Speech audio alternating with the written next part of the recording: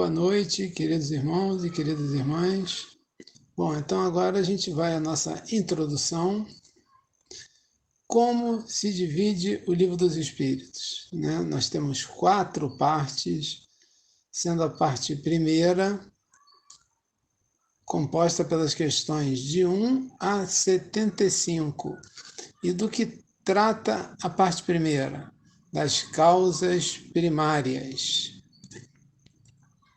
E que tem a sua correspondência, a sua ampliação no livro A Gênese, feito por Allan Kardec. E alguns podem pensar, mas 75 questões é pouco, né? Só 75? Mas são questões extremamente densas, filosóficas, de ordem científica, questões em que muitas vezes nós ficamos 2 encontros para tratar de alguma delas. A parte segunda é a parte mais interessante, pelo menos em termos de novidade, né? Foi onde Kardec abordou as comunicações entre o mundo material e o mundo espiritual, né? Onde Kardec fala em 613 é o número da última questão, e 76 é o número da primeira. Quase 550 questões acerca desse plano espiritual, o mundo dos espíritos, que se complementa no livro dos médiuns. A parte terceira já vai das questões 614 a 919. 919 é a grande reflexão de Santo Agostinho, que compõe as leis morais, que foi ampliada, né, e trazida através da obra O Evangelho segundo o Espiritismo. E, por último, a parte quarta, que trata das penas e consolações, que vai das questões 920 a 1019. Também podemos dizer que é uma parte pequena, né? Aproximadamente 100 questões, que foi também complementado no livro O Céu e o Inferno. E quem quiser se aprofundar um pouco mais na doutrina espírita, tem o livro As Obras Póstumas de Kardec, que foram escritos, né, que ele fez de forma tranquila, serena, sem nenhum tipo de obrigação, e ali nós vemos um outro Kardec, né, tratando de outros assuntos. É uma obra também interessante. Além, claro, dos volumes da Revista Espírita de Paris. Nós estamos iniciando o estudo de O Livro dos Espíritos da tarde de hoje, com muito amor no coração. Bom estudo para todos nós. Querida Beth, a palavra é sua. Obrigada, Norminha. Vidal, por favor, gostaria que você projetasse para mim as questões. Boa tarde, gente. Boa tarde a todos. Hoje nós vamos começar o nosso estudo no livro 3, do Livro dos Espíritos, na parte 3, né, do Livro dos Espíritos, o capítulo 5, que trata da lei de conservação. Nós vamos falar, né, eu vou falar sobre as questões 702 a 705.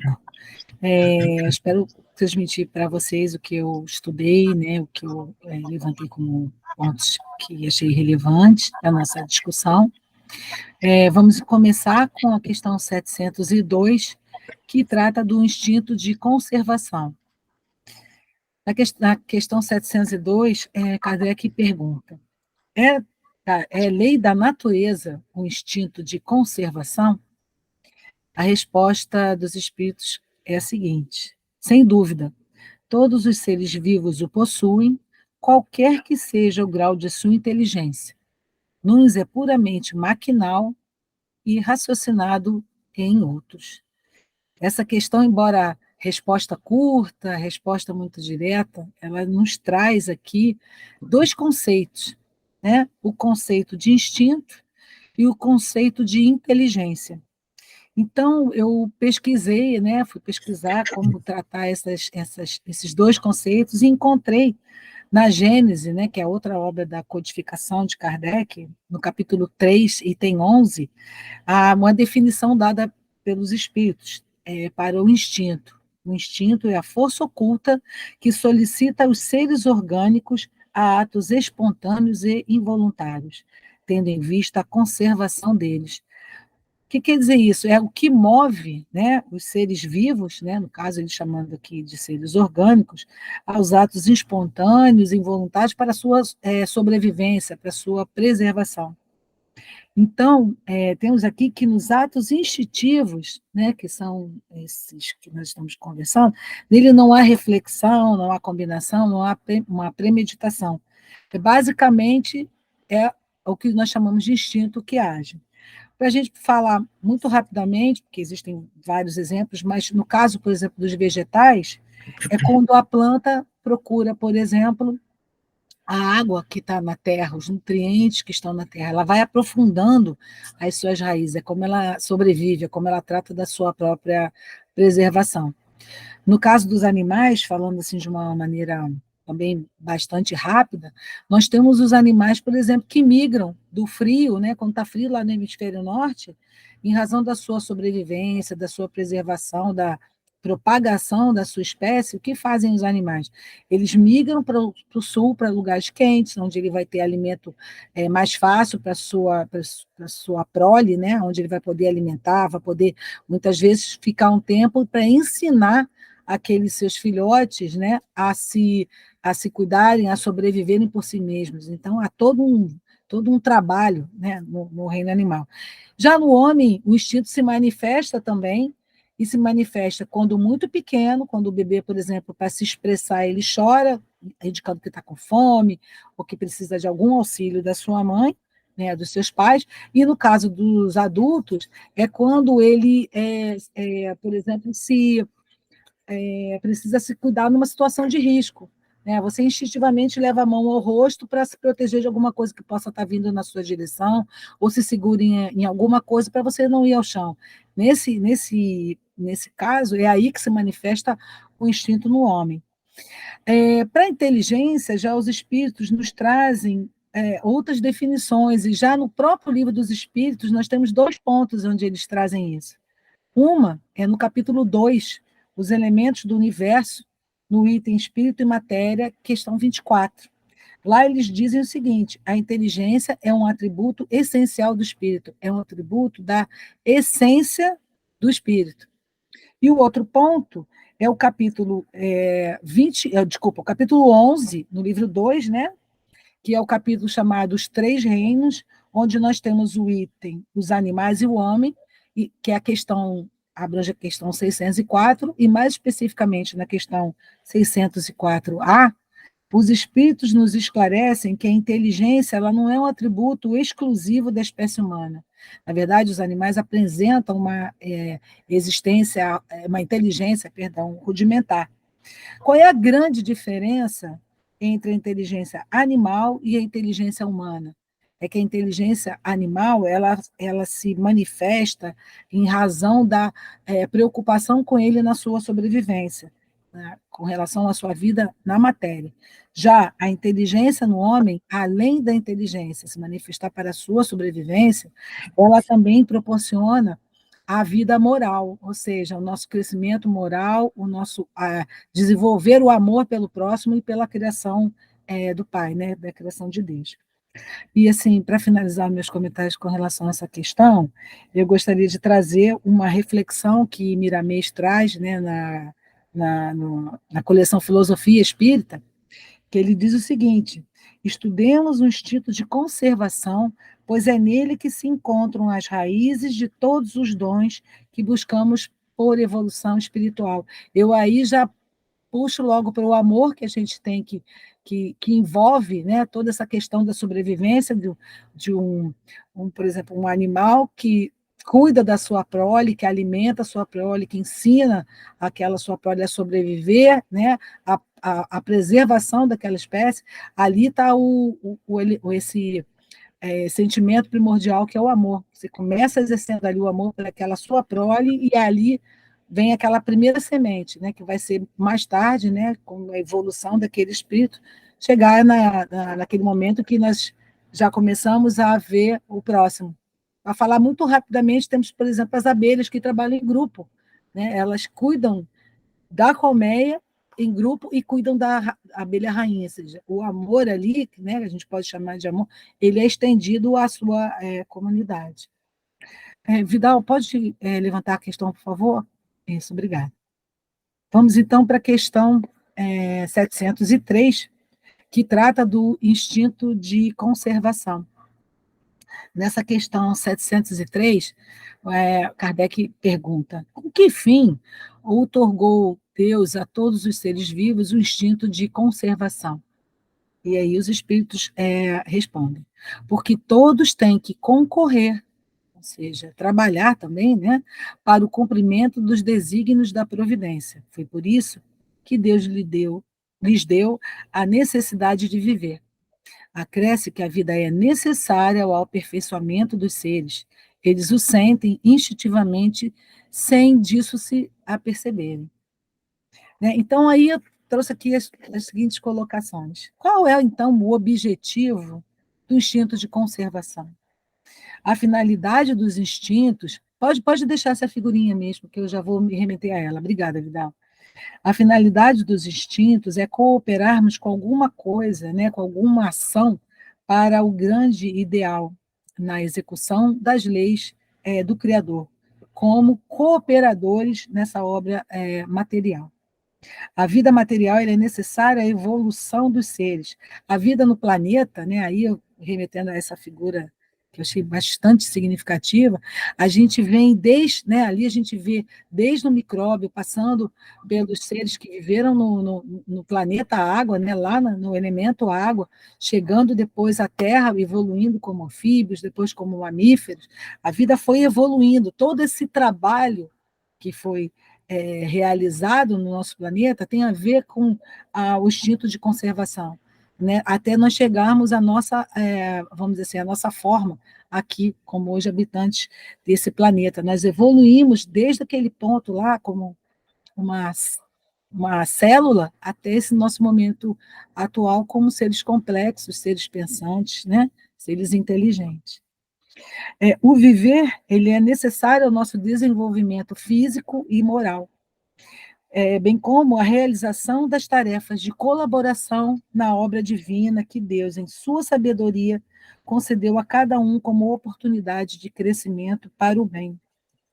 O instinto de conservação constitui-se, pois, em mais um dos eficientes instrumentos naturais que cooperam em favor do mecanismo evolutivo dos seres da criação. Então, todos temos um papel, desde aquele animal que serve de alimento para um animal maior, como aquela planta que serve de alimento para a gente também, e é nosso papel. Agora sim, mais tarde a gente vai falar sobre isso, enquanto homens também temos como papel a preservação do nosso planeta, que é a nossa próxima conversa na próxima questão, que já trata da lei, né, dos meios, trata da lei de conservação, mas dos meios de conservação. Questão 704. Então, Kardec nos traz essa pergunta, né? Uma pergunta, melhor dizendo, pergunta aos espíritos. Tendo dado ao homem a necessidade de viver, Deus lhe facultou em todos os tempos os meios de conseguir? E aí, no meu livro dos Espíritos, ele já é um pouco mais direto. Ele diz assim, sim. Nesse aqui, ele bota certo. Aí certo você, né, até pode ficar mais assim, mas na minha tradução ele fala objetivamente sim. E se o homem não os encontra, é que não os compreende. Não fora possível que Deus criasse para o homem a necessidade de viver sem lhe dar os meios de consegui-lo. Não haveria propósito, né? Essa razão porque faz a Terra, desculpe, essa razão porque faz que a Terra produza de modo a proporcionar o necessário aos que a habitam, visto que só o necessário é útil, o supérfluo nunca o é. Parece até aquele filmezinho do Mowgli, não sei se vocês vão lembrar na época, que nós temos a convivência dele com uma pantera e um urso, que tinha como mote, né, ele vivia dizendo isso, que era como é que ele usava somente o necessário, que o extraordinário, ou seja, o supérfluo, é sempre demais, não, melhor dizendo, é sempre demais. Ele falava o contrário, que ele usava o necessário e que o extraordinário é demais, era a tradução no português. Então, nós temos que nos ater a que nós não devemos exacerbar no uso excessivo, né, no uso supérfluo dos recursos que nos são providos por Deus.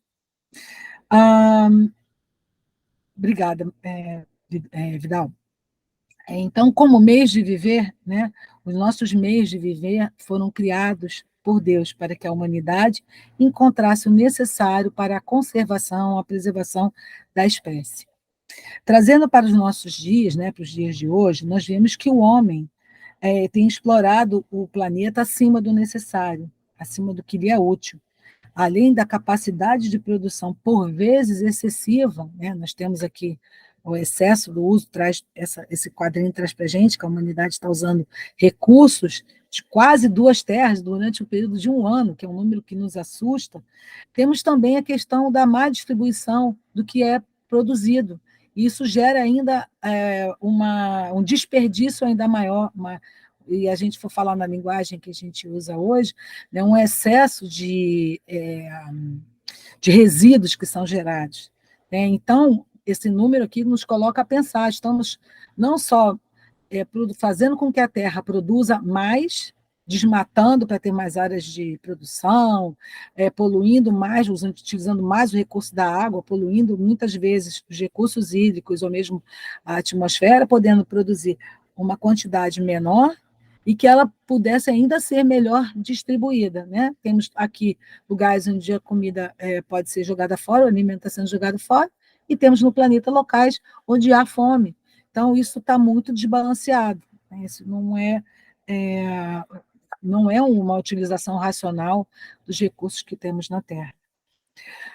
Deus nos deixa uma tarefa, a tarefa de conservar, porque Ele já deixou a Terra pronta para nós. Nós temos como dever cuidar dessa terra que nós temos sob nossa responsabilidade.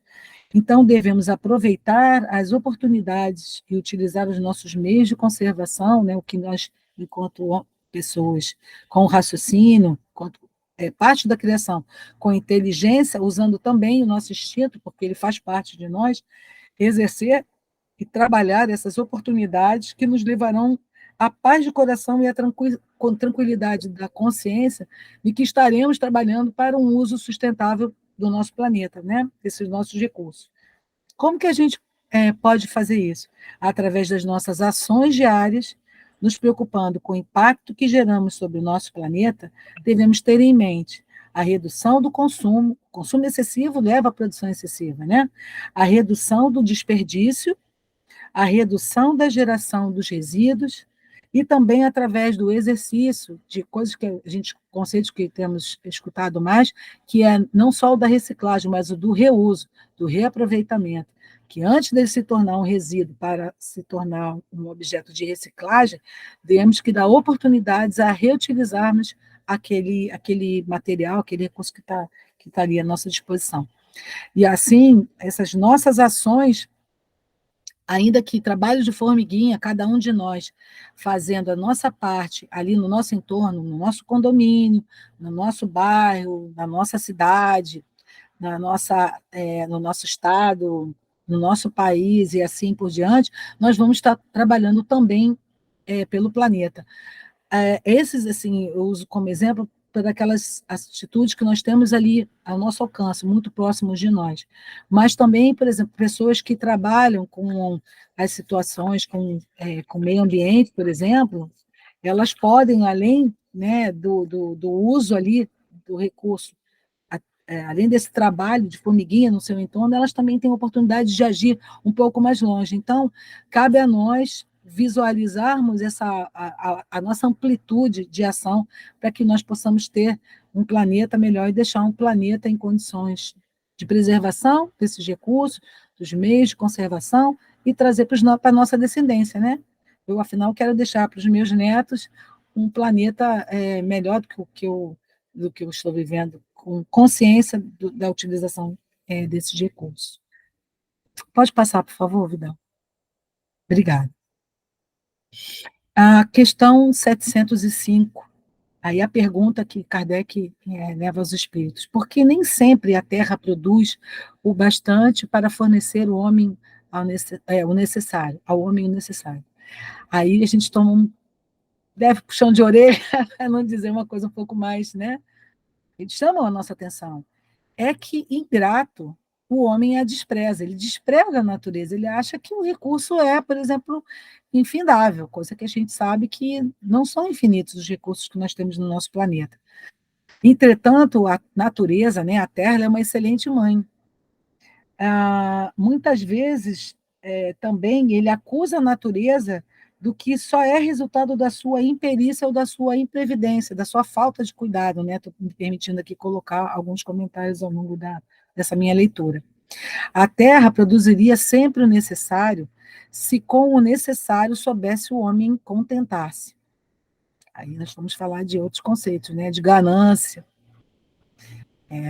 que a gente sabe que pode ser, muitas vezes, uma característica, né, do homem. A usura, né? Se o que ela produz não lhe basta todas as necessidades, é que ele emprega no supérfluo o que poderia ser aplicado no necessário. Para isso, os espíritos também trazem para a gente o exemplo do árabe no deserto. Ele tem ali a questão da sobrevivência, né? Ele está no deserto, um lugar com poucos recursos, ele aprendeu a lidar com aquela realidade. Então, eles dizem: veja o árabe no deserto. Acha sempre de que viver, porque não cria para si necessidades factícias. Ele não cria necessidades das quais ele não precisa. Os recursos precisam ser utilizados com sabedoria, né?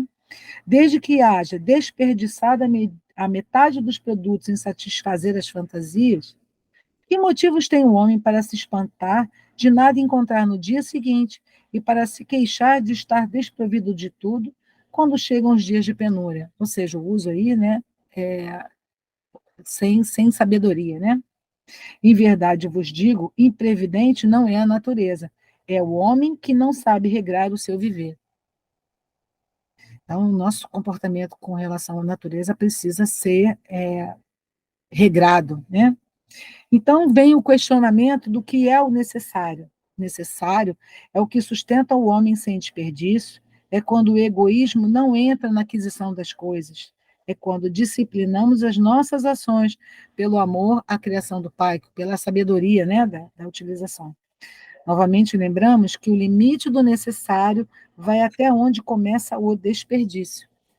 Deve-se comer para viver e não viver para comer, deve-se vestir para viver com simplicidade, deve-se morar para se resguardar das intempéries da natureza, para que também, quando no momento em que desencarnarmos, né, uma vez que estamos aqui, voltaremos um dia à parte espiritual, não sejamos pegos nas armadilhas do apego no que ficou aqui no plano físico, né? Na verdade, o desperdício é um crime, é um verdadeiro crime.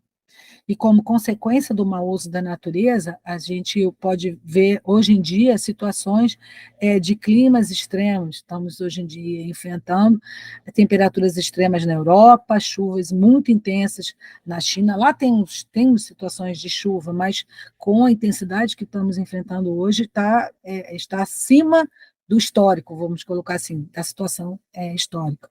A mesma coisa com os incêndios florestais, são situações de clima extremo que são provocadas pelo mau uso desses recursos naturais e que estão provocando, né, esse mau uso dos recursos planetários, estão fazendo com que a natureza ela reage para retomar o seu equilíbrio, né? Eu não quero usar a palavra, ela reage, não é uma questão de vingança, ela está buscando novamente a sua situação de equilíbrio, e para isso ela vai usar de todos os seus elementos, né? O que ela precisa, tá? Só que ela está desequilibrada, está com excesso de chuva num lugar, falta de umidade no outro, calor extremo num lugar, no outro temos ondas de frio, a Terra está muito desequilibrada, né? E, então, esse mau uso, eu achei muito interessante essa figura que ela traz para mostrar para a gente, né, para a gente falar dos desperdícios dos alimentos, a ver a nossa produção de alimentos ela foi tão grande que ela produziu 33% a mais, a ponto de serem todos esses 33%, eles foram desperdiçados ou são perdidos por questões de qualidade, por questões de outras, né, que não estão tão adequados aos padrões de consumo, que geram 1,3 bilhão de toneladas de alimentos que são jogados fora. Isso é uma coisa absurda, é uma coisa que precisamos repensar. Sabemos que hoje em dia, aqui no Brasil, a gente tem instituições que recolhem esses alimentos que sobram e são reutilizados, doados à instituição de caridade, mas isso tem que ser um comportamento nosso pensado, que se produza menos, que utilizemos melhor o que nós compramos para minimizar até a questão do lixo gerado, né? É isso que eu queria trazer para vocês, essas foram as discussões que eu encontrei como relevantes aí nessas questões. Vidal, agora é com você, e obrigada por vocês terem, né, ouvido a minha exposição a respeito das questões. Bem, sem mais palavras, vamos continuar. Kardec vai buscando os pontos. E isso, observem, 1857, ele já tinha essas preocupações. Por bens da terra, unicamente se deve entender os produtos do solo. Só o que está no solo, quer dizer, agricultura e mineração, eles esticam o conceito. O solo é a fonte primacial de onde dimanam todos os outros recursos, pois que, em definitivo, esses recursos são simples transformações do produto do solo. De fato, olhando para a Terra como um planeta isolado, a única coisa que nós recebemos de fora é a luz do Sol. E aí, isso aqui ele ignorou, embora fundamental, né? Uma fonte essencial de energia para nós é a luz solar, mas tirando a contribuição da luz solar, tudo que nós usamos veio do planeta, veio do Sol.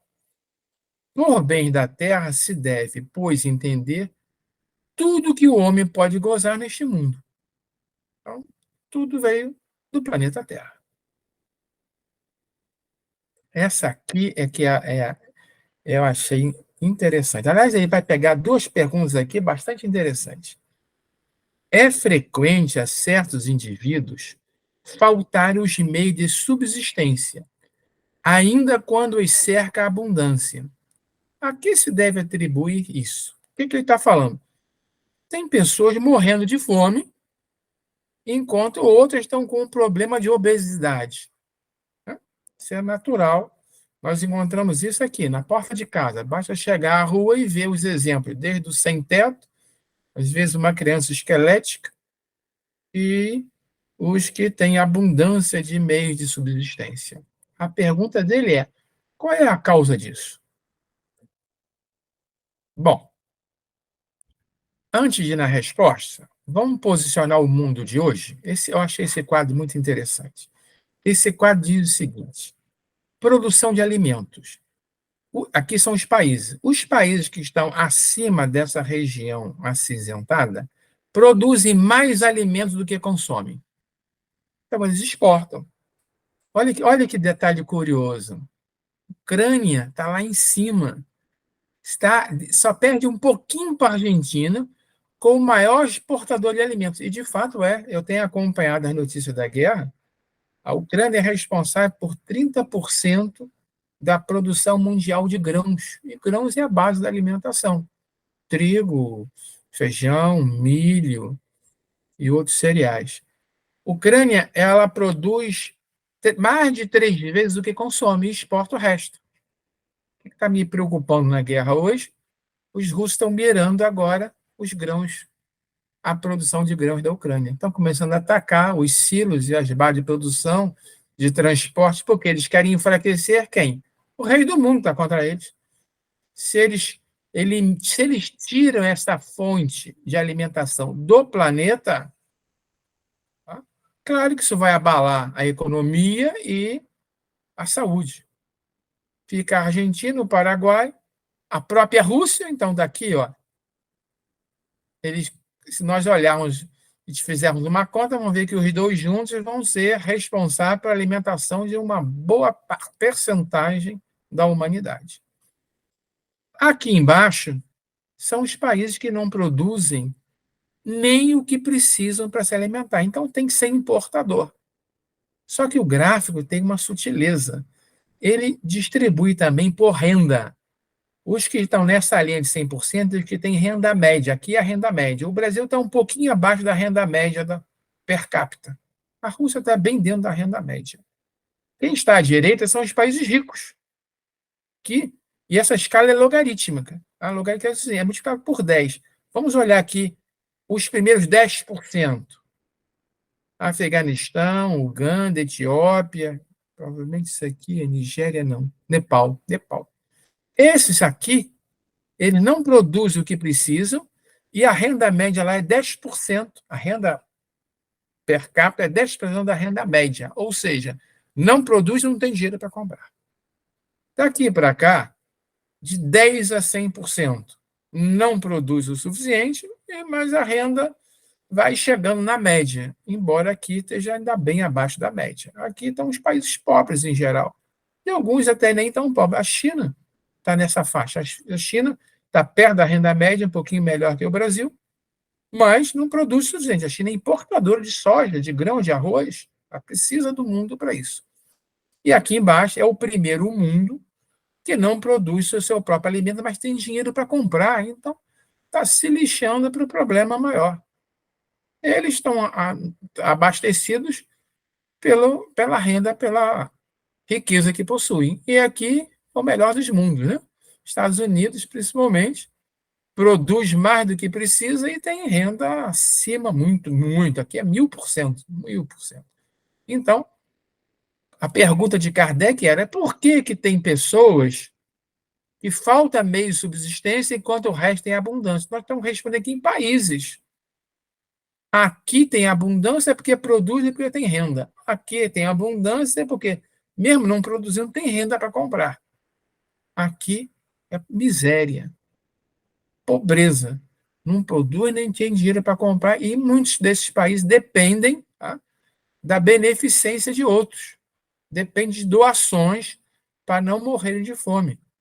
Eu me lembro do tempo em que se divulgava muito imagens de... Fugiu agora um país africano com as crianças morrendo de fome, esqueléticas. É uma tristeza enorme ver aqui. Etiópia? Melhorou. Hein? Etiópia? Não. Não era Etiópia, não. Níger? Me fugiu o nome, eu estava com ele na ponta da língua, depois eu lembro. Tá? Naquela época, foi muito divulgada a imagem dessas crianças. Eram crianças que eram esqueletos vivos. Muito bem. Agora vamos... Qual? O Sérgio levantou a mão. Diga, Sérgio. Obrigado, boa noite. Tem uns aspectos aqui, Vidal, que eu gostaria até que você pudesse abordar, que é o seguinte... Um instante, Sérgio, eu lembrei, voltou na ponta da língua, depois eu posso esquecer. Biafra. Continua, Sérgio. Tem uns aspectos aqui interessantes que são os seguintes: isso tudo aqui é partindo da premissa de que nós teríamos ainda uma economia razoavelmente estabilizada, porque ninguém come dólar, não vai adiantar, né? Então, tem esse problema também. Aí, porque o ouro de uma situação polarizada, né? Seria, por exemplo, o alimento e a água. Não adianta ter dólar. E tem uma outra coisa que é o seguinte: eu não me lembro qual é o país, mas tem um que é extraído do seu território um mineral fundamental para os chips, para todos os aparelhos eletroeletrônicos. Ele não produz alimento, mas ele tem isso, e ele é visadíssimo no mundo. A pobreza é uma estratégia dos países ricos em relação a ele. Só queria fazer essa... Sim, perfeito. Você está dizendo o seguinte, que esse gráfico é de alimento, mas quando ele separa aqui por renda, não importa a fonte da renda, né? Eu me lembro de um país, era uma ilha, que tinha muito, o solo era de fosfato. A renda per capita era elevada, mas a preocupação é que a ilha ia desaparecer, porque a exploração estava acabando com o território.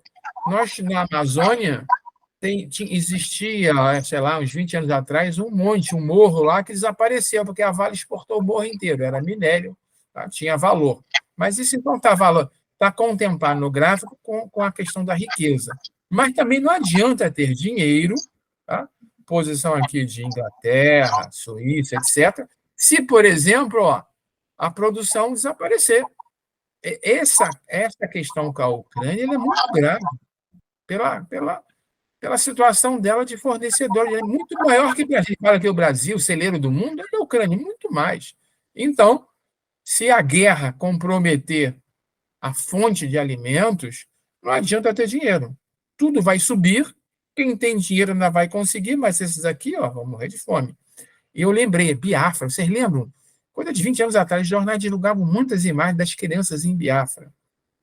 Era uma coisa muito triste. Mas ainda continua tendo várias situações assim. Vamos agora à resposta do plano espiritual.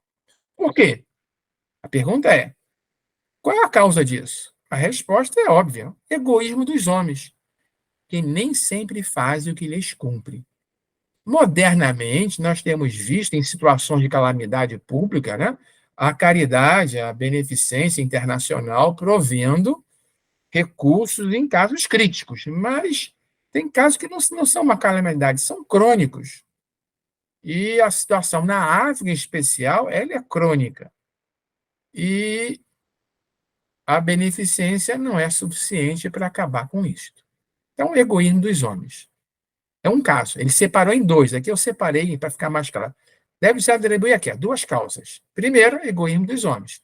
Segundo, muitas vezes a causa está em si mesmo. O que significa a causa está em si mesmo? Não fui produtivo. Tá?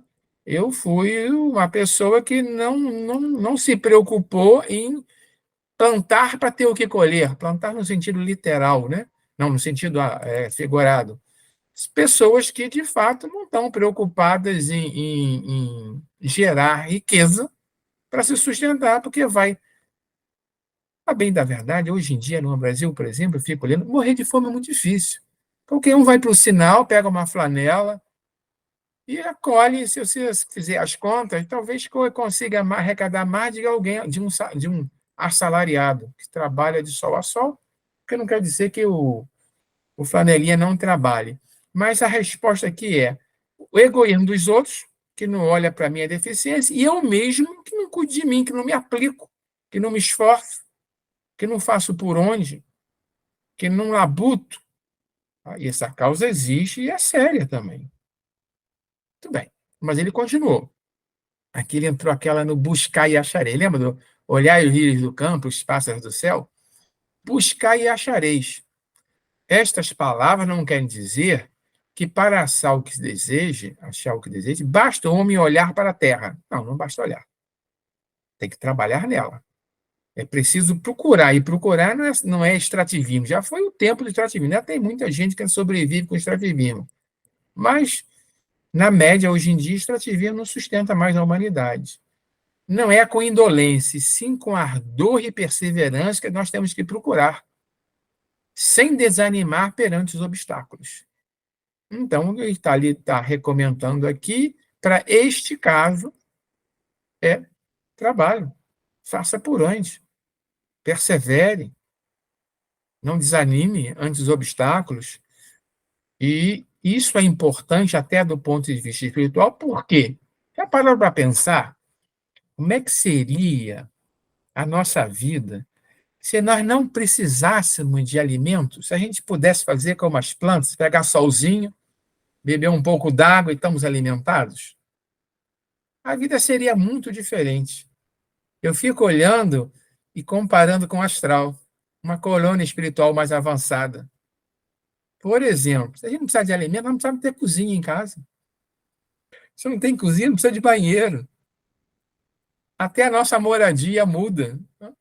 Mas o principal é o seguinte: imaginem e comparem, por exemplo, a vida no Brasil 500 anos atrás, 1000 anos atrás, com a vida na Europa, onde o europeu tinha que enfrentar um inverno rigoroso e que tinha que se abastecer para sobreviver durante o inverno. Ele tinha que trabalhar em dobro no verão para ter o que comer no inverno. Qual foi a diferença? 1000 anos depois, em 1500, quando os europeus chegaram aqui, eles iam contar os índios vivendo de extrativismo. Bastava para eles.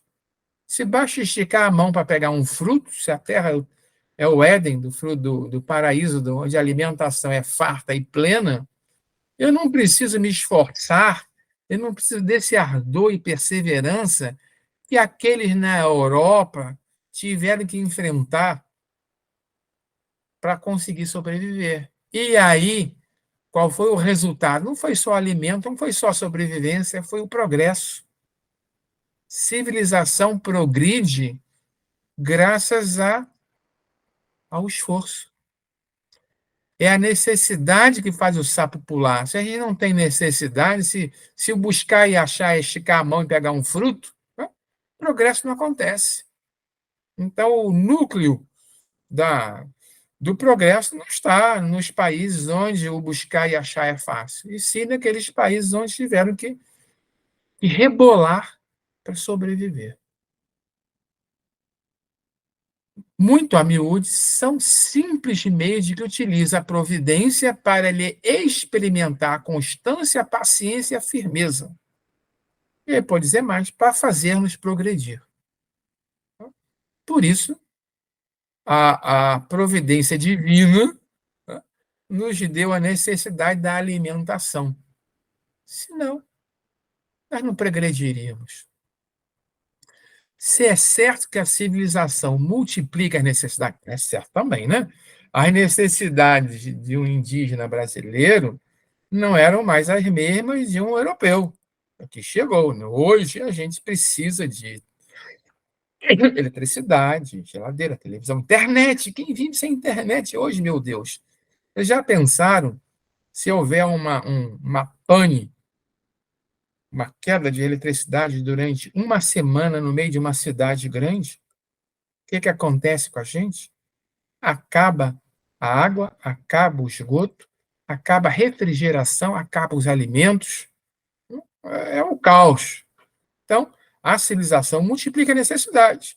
No tempo da minha avó, se lhe faltava, eu me lembro da minha infância, todo mundo tinha lampião e vela em casa, porque era normal faltar eletricidade, o problema não era tão grande como é hoje, se virar 24 horas sem eletricidade.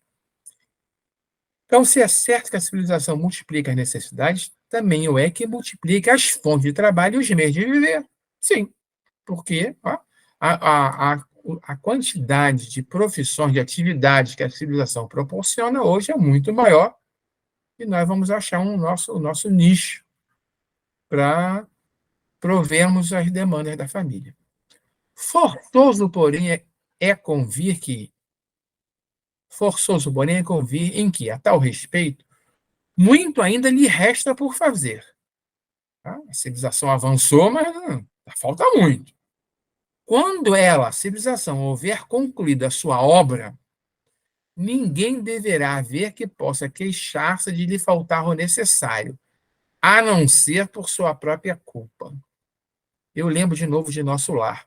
Vocês lembram daquela senhora que vai procurar lá o dirigente, reclamando que ela queria algumas coisas que ela não tinha? Em Nosso Lar, o mínimo é provido para todos, mas o algo mais depende de cada um. Ela, por culpa dela, não queria fazer nada, não se engajou em nenhuma atividade, então ela tinha o mínimo que ela precisava, mas só o mínimo, para que ela fosse estimulada a se engajar em alguma atividade que era para o proveito dela. Aí vem o tal do bônus hora, existe bônus hora em Nosso Lar, para isto. A regra continua, O mínimo é provido. Quando a gente vê aí esses auxílios que o governo provê, eu acho, tirando toda a vertente política, o caminho será esse mesmo. O caminho que ele fala aqui, quando a civilização houver concluído a sua obra, é que ninguém vai morrer de fome, todos vão ter o seu mínimo, uma casa decente, a alimentação que precisa, mas o algo mais tem que ficar por nossa conta. Senão, não vai haver trabalho. A desgraça, para muitos, provém de enveredarem por uma senda diversa da que a natureza lhes traça. A natureza aponta uma direção, eles querem entrar em outra. Na ociosidade, por exemplo. É então que lhes falece a inteligência para o bom êxito. E aí a coisa não dá certo. Para todos alugar o sol, mas com a condição de cada um ocupe o seu lugar e não o lugar do outro. E às vezes a gente fica olhando o quintal do vizinho e fica com inveja da condição do vizinho, do carro do vizinho, do apartamento do vizinho, do emprego do vizinho, mas ele fez por onde nós não fizemos? É isso que está dizendo. A natureza não pode ser responsável pelos defeitos da organização social. A organização social ainda é falha, não chegamos lá. Então, acontece sim, pessoas que ainda morrem de fome, sim, pessoas que não conseguiram o seu emprego, o seu lugar ao sol, sim, temos disso tudo. Ela ainda não chegou no ponto necessário. Não tinha chegado na época e não chegou ainda hoje. Está a caminho. O planeta precisa de gerar mais riqueza. Que a riqueza que o planeta gerou, se for dividir e distribuir igualmente para todos, não haverá o suficiente para o progresso continuar.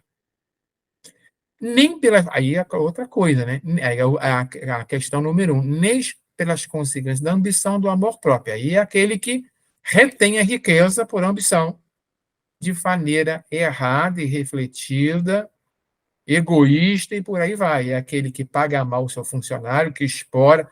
Nós ainda temos acontecendo no noticiário todo mês um caso de trabalho semelhante, equivalente à escravidão, no mundo de hoje. Aquela senhorinha que tem 60 anos, trabalhou a vida inteira numa casa de família e não tem onde cair morta e comia, me lembro do último dos casos que eu vi, em que a patroa, no final da refeição, raspava os pratos e dava para ela comer. É o que ela comia. Isso ainda existe. Ok? A nossa organização social, né, não está no ponto, e a ambição e o egoísmo ainda nos levam a acontecer situações como esta. Mas estamos avançando e nós vamos ser promovidos. Nós vamos ser promovidos a um planeta de regeneração, onde com certeza isso aqui vai melhorar muito. Fora preciso, entretanto, ser-se cego para não se reconhecer o progresso. Isso já na época. De lá para cá, então, poxa, que por esse lado tem feito os povos mais adiantados. Graças a louváveis esforços que, juntos, a filantropia, a caridade e a ciência não cessam de despender para melhorar a condição de vida material do homem.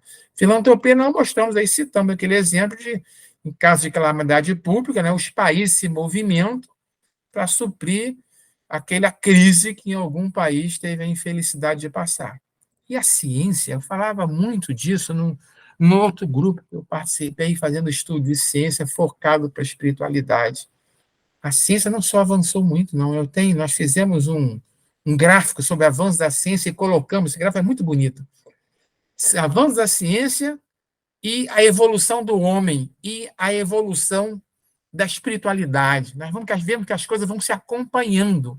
Houve um momento certo para a primeira revelação, para a vinda de Jesus, houve um momento certo para a segunda revelação, ou melhor, a primeira revelação, a lei de justiça de Moisés, a segunda revelação, a lei do amor de Jesus, e a de Kardec. E esse momento a gente encontra marcos da ciência avançando. Kardec não poderia ter trazido isso 200 anos, a revelação 200 anos antes. Jesus não poderia ter trazido isso muito antes, porque a humanidade não estava pronta. Houve um momento para cada uma dessas revelações acontecerem. E a ciência está prestes a fazer o breakthrough. Algumas quebras, algumas rupturas vão acontecer na evolução científica. Não vou falar em 100 anos, não. Em 1 ou 2 décadas. Rupturas como o avanço da computação, da ciência quântica e da inteligência artificial, que já começaram. Os prazos já são de 10 anos. Quando juntar essas três coisas,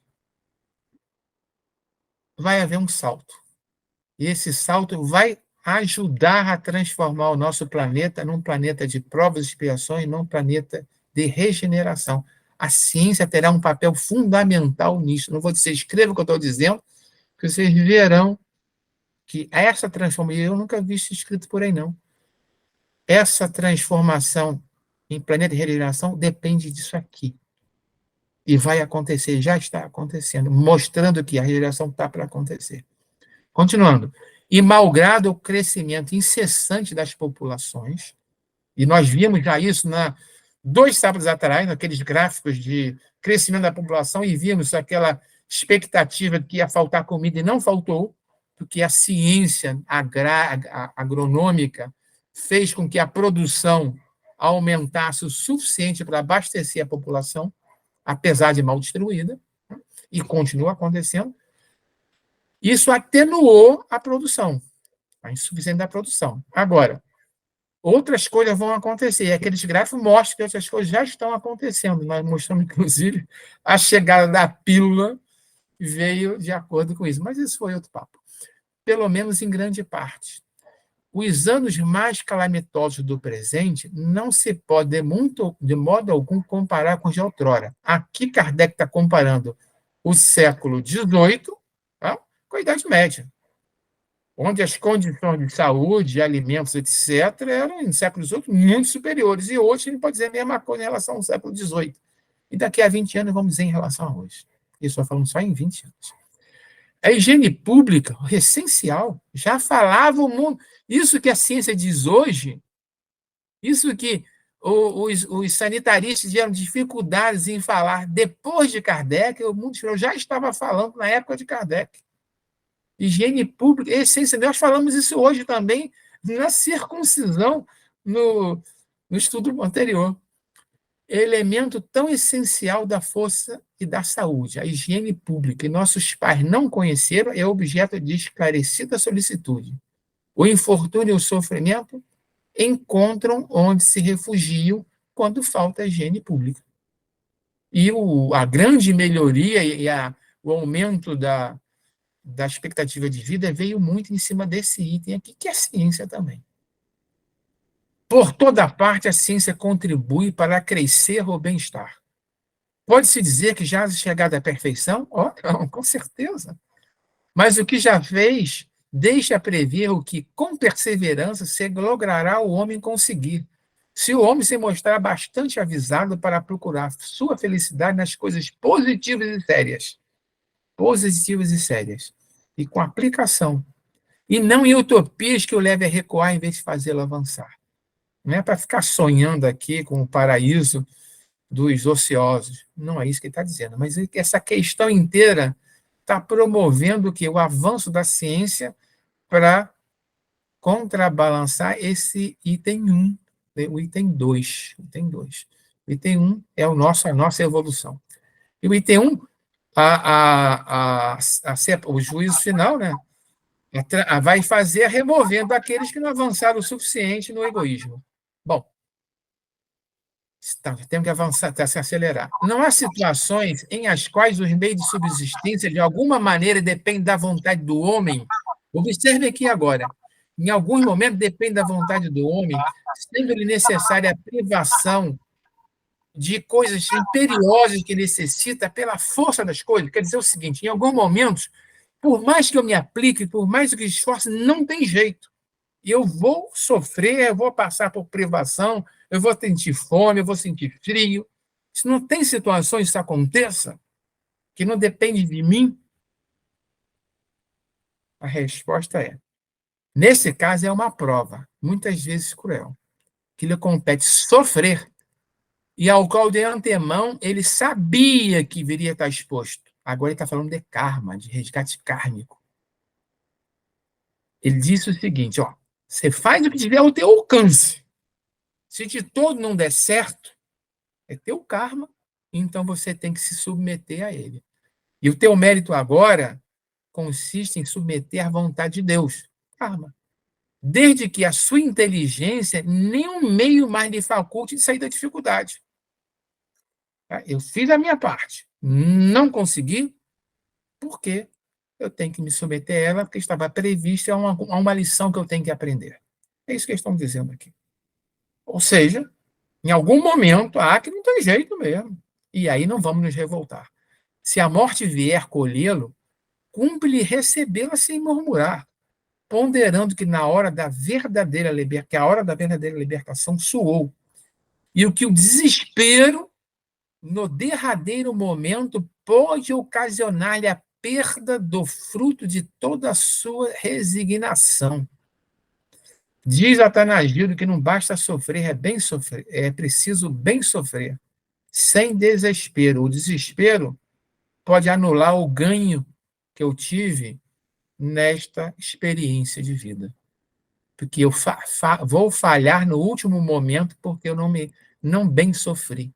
Isso é duro. Essa parte aqui é dura.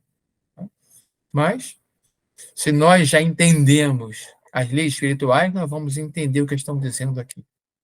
Eu não tenho muito tempo mais para dissecar. Terão cometido crime os que, em certas situações críticas, se viram na contingência de sacrificar seus semelhantes para matar a fome. Kardec gosta de fazer essas perguntas difíceis, né? Ele pega aqueles pontos em que, puxa vida, mas e aí? Estou numa situação em que é matar ou morrer no sentido de fome. Fome. Isso, vocês lembram de um caso assim? Recentemente, né? Na nossa existência, nós vimos, por exemplo, aquele caso do avião que caiu nos Andes. Eles não mataram ninguém, mas eles tiveram que praticar antropofagia para não morrer. Não é a pergunta de Kardec. A pergunta de Kardec é: eu tenho o direito de matar alguém para não morrer de fome? Essa é a pergunta dele. Houve crime? Ou tem alguma atenuação? Se a necessidade de viver atenua porque eu tenho instinto de conservação. Ou seja, o instinto de conservação me levou a matar alguém para não morrer de fome. Tá ok? Tudo bem, atenuei ou não atenuei o meu crime? Crime houve, ele admite, mas isso é uma maneira de que eu possa me aliviar a minha consciência. Bom, eu vou lembrar um caso aqui para ficar bem claro a pergunta de Kardec. Baleeiro Essex, 1820 e pouco. Foi o caso que inspirou o livro de Moby Dick. Vocês conhecem a história de Moby Dick? Um cachalote gigante, ele era gigantesco, tinha 75 metros, se não me engano, foi estimado. Afundou um baleeiro. Esse baleeiro Essex estava com 20 tripulantes. Eles fugiram o cachalote afundou o navio, foi embora, ainda fez alguns ataques. Eles fugiram em três barquinhos. Dos 20, sobreviveram 8. Os 12 que morreram, 10 morreram por fome, morreram afogados, se desesperaram, etc. Alguns serviram de alimentação para os outros que sobreviveram. Dois foram mortos em regime de consenso. Tiraram no palitinho. A fome era grande, não tinha mais nenhum morto naturalmente. Tiraram no palitinho quem seria sacrificado para os outros poderem sobreviver. E um deles foi o sobrinho capitão. Aí isso aqui se aplica até. Foi isso que Kardec perguntou. Então, o fato de isso ser feito para que 8 sobrevivessem atenua o crime? O que vocês acham? Essa resposta é difícil. Atenua o crime? Mataram pelo menos 2 e se alimentaram. Não vou falar dos que eles se alimentaram já estavam mortos, vamos falar só desses 2. Caso real. Já respondi quando disse que há mais merecimento em sofrer todas as provações da vida com coragem e abnegação. Abnegação. Classificou naquele caso kármico em que você não tinha mais o que fazer. Crime não. Em tal caso, há homicídio e crime de lesa natureza. A falta que é duplamente punida. Esses 8 aqui, entre aspas, pecaram. a lei do karma não dava a eles esse direito. A solução aqui era aceitar o destino, aceitar a sua aprovação kármica. Essa é a resposta dada para uma situação. Eu ficaria curioso e perguntaria, se tivesse oportunidade no lugar de Kardec, e aqueles que fizeram antropofagia, mas usando corpos já mortos? Tem algum problema espiritual fazer isso? No caso dos que se perderam nos Andes. Bem, último agora para finalizar, porque o tempo... Ih, passei 7 minutos. Nos mundos demais apurados da organização, tem os seres vivos necessidade de alimentar? Ah, essa é boa. Ah, meu Deus, se eu pudesse fazer só fotossíntese. Tem. Mesmo no mundo tem um mundo, em princípio, físico, né? Não estou falando de mundo de astral. Tem, mas seus alimentos estão em relação com a sua natureza. Se o mundo é mais aprimorado, é mais refinado, os alimentos também. Tais alimentos não seriam bastante substanciosos para os vossos estômagos grosseiros. Sendo assim, como os deles não poderiam digerir os vossos alimentos. Ou seja, em mundos superiores, eles se alimentam, mas uma alimentação mais refinada, que não seria adequada para nós, como a nossa não é para eles. O que eu gostei aqui foi da palavra vossos. Eles não se incluíram, não, hein? Quem redigiu essa resposta não se incluiu entre os estômagos grosseiros. Talvez já seja um morador desses mundos mais avançados, provavelmente. Virá o dia, depois da transição para o planeta de regeneração, que nós vamos brigar para saber quem vai fazer a prece. A briga vai ser o contrário. Quem é que vai fazer o eu? Então, Ô, Vidal, gratidão enorme para você e para a Beth por esse banquete de luz que vocês deram para a gente. Posso fazer só uma pequena observação? Fala, querido. É o seguinte, eu considero que essa última fala não foi uma... Claro que a gente sabe que não foi, mas não foi uma prepotência, porque, veja bem, nós, quaisquer pessoas, quaisquer um de nós, quando perdemos o corpo físico, 2 sistemas se transformam no corpo espiritual. É o sistema digestivo e o sistema sexual. Se eu vou chamar o sistema sexual. São duas diferenças fundamentais. Aí é uma polêmica enorme, algumas pessoas falam na questão de não ser estéril no plano espiritual e tudo, mas nós sabemos que o sistema digestivo muda para todos.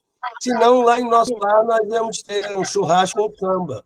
Então, não é assim. Quer dizer, não é por mérito. É uma questão orgânica da estruturação molecular mais sutil dos corpos, exatamente, que tem esse nome. Eu só queria fazer essa observação. Então, claro, você lembrou agora um amigo que muitos de vocês conhecem, que um dia chegou na Ramatiz passando mal. O que você tem? Comi mingau. Ele estava tentando se alimentar de luz. Comeu mingau, passou mal. É um fato, mas eu estou torcendo para o dia que, de fato, não fui eu não, tá, gente? Mas eu gostaria que, se ele tivesse conseguido, eu garanto a vocês que eu ia tentar. Depois de uma palestra tão brilhante, o nosso querido Vidal acabou de perder 2 encarnações. Pois é. Pois é, né? Mas vamos lá. Quem vai fazer a prece? É o Sérgio, né?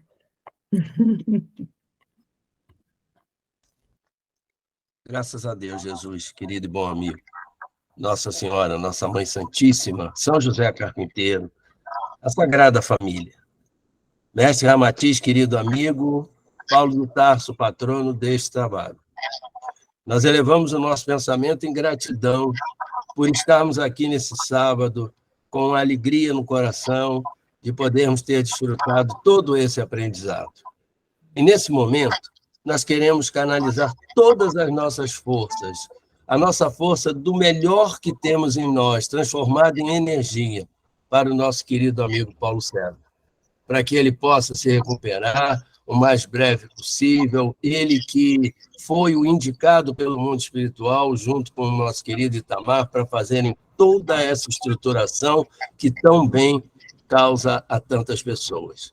E as energias positivas, o nosso carinho e o nosso amor, que é a energia mais forte do universo, que possam chegar até o Paulo César e que nós possamos ter no final de semana em paz. Graças a Deus. Graças a Deus. Olha,